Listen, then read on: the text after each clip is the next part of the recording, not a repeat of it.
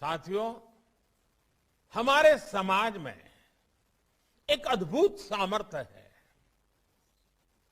ये एक ऐसा समाज है जिसमें चिर पुरातन और नित्य नूतन व्यवस्था है।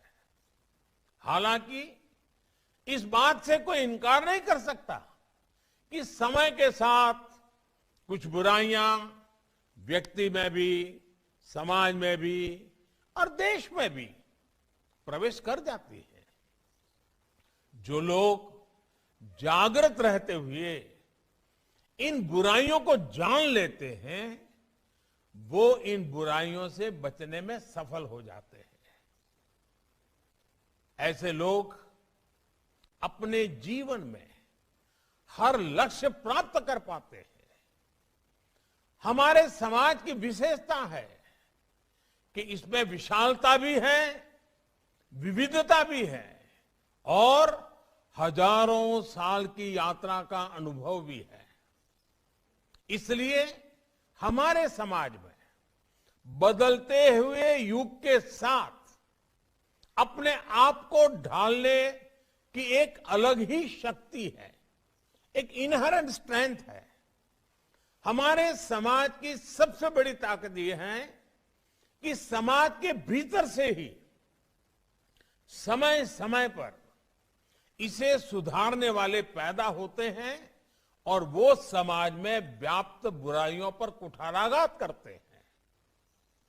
हमने ये भी देखा है कि समाज सुधार के प्रारंभिक वर्षों में अक्सर ऐसे लोगों को विरोध का भी सामना करना पड़ता है, कई बार तिरस्कार भी सहना पड़ता है।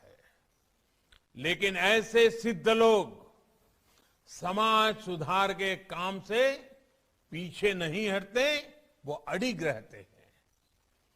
समय के साथ समाज भी उनको पहचानता है, उनको मान सम्मान देता है और उनकी सीखों को आत्मसात भी करता है। इसलिए साथियों, हर युग के कालखंड के मूल्यों के आधार पर समाज को सजग रखना, समाज को दोष मुक्त रखना, ये बहुत अनिवार्य है और निरंतर करने वाली प्रक्रिया है।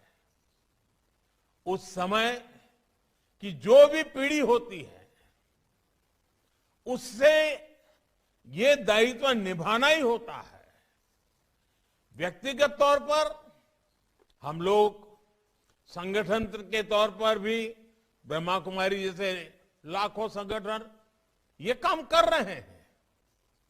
लेकिन हमें ये भी मानना होगा कि आजादी के बाद के 75 वर्षों में हमारे समाज में, हमारे राष्ट्र में एक बुराई सबके भीतर घर कर गई है। ये बुराई है अपने कर्तव्यों से विमुख होना, अपने कर्तव्यों को सर्वोपरि न रखना। बीते 75 वर्षों में हमने सिर्फ अधिकारों की बात करते रहे, अधिकारों के लिए झगड़ते रहे, जूझते रहे, समय भी खपाते रहे।